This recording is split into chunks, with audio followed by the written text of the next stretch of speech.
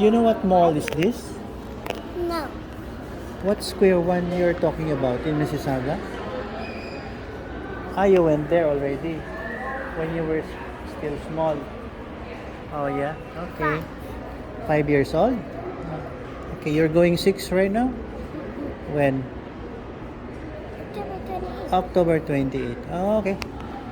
So Hudson Bay area. Mall, I don't know what's the street, but we passed by Adelaide Avenue.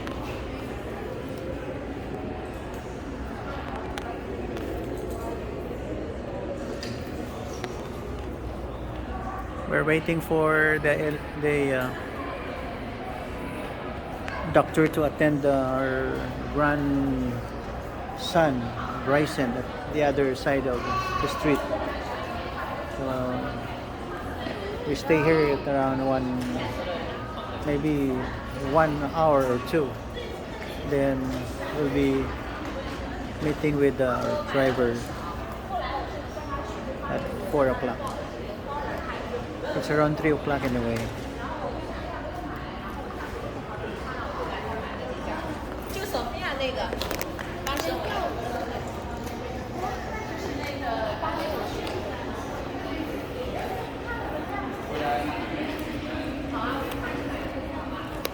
Canada is very tremendous. I did not expect that I can experience staying here at least 6 months, and we already stayed here for 2 months. Another more or less 3 months. Yeah, 3 months more. So it's nice. Our experience. Well, while I'm almost free, nothing to do here, I might as well do the vlogging. Our topic today is smoking. I've been a smoker myself, more than 20 years, I think. 15 years old, 25, 55, 9, almost 20 years. Since 1973, 74, like that. I stopped smoking 1991. What I am concerned about is number one is the effect of smoking. It's really a poisonous one.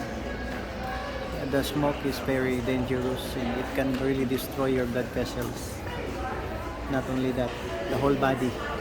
It might go to your brain, heart, blood vessels, kidneys, and everything. See, this is Beulah, my granddaughter. She is 5 years old, going 6. So you're going grade 1? Yeah. When? I don't know. Next school year. So maybe the smoker's cup is very important. When someone smokes like me, every day you will observe that you have that secretions here, deep in your throat. When you wake up early in the morning, you try to cleanse your throat by squeezing or something like producing that secretions here inside. Or early in the morning, you try to cough. When there is coughing, there's a mucus secretion there. That's the sign that you are the sign that you are having that smoker's cough. That secretions. For me, for almost 30 years, I have not experienced that secretion inside my throat. How to elicit that or do that? When you wake up early in the morning, you gargle water and just let the water go down a little, and then you gargle like that, and then observe and squeeze it tight, and observe your sink. If it's white, it's okay, so that you can observe that there is a blackish secretions there. In our native language, Bisaya, luwa. Ilonggo, badlo. Mucus. In English, pag may maitim yan, if there's a brown or black color, that's the sign that you have still the bronchitis. Bronchitis meaning infections of your blood or your bronchos. So there's irritation in your bronchos, and that's the sign that you are still smoking. That should go away. So you have a clear throat in the morning. Mama Ace is there buying clothes. There. See? So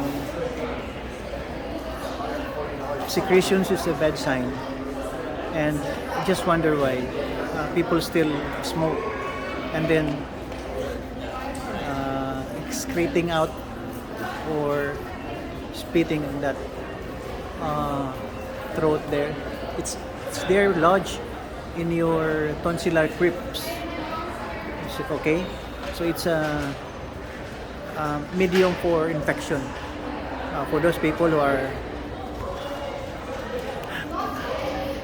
bedridden, so it's very difficult. That's the site where the bacteria and the pathogens or the harmful bacteria lodge in, so that it can produce severe infection.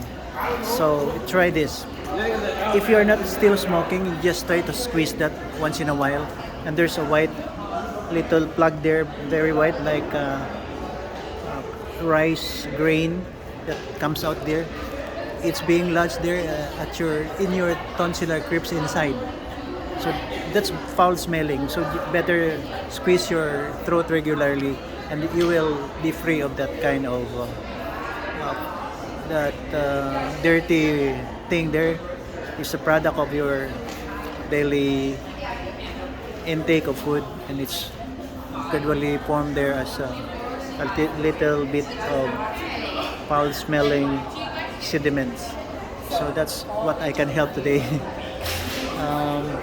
June 21, 2023. God bless. Miss you all. My son-in-law, the husband of my niece, told me to talk in English so that we can understand each other, not Tagalog. This one cannot talk Tagalog. Yula. Do you know how Tagalog? Do you know how to speak Tagalog? What can you say about your trip here? We took the bus. What can you say?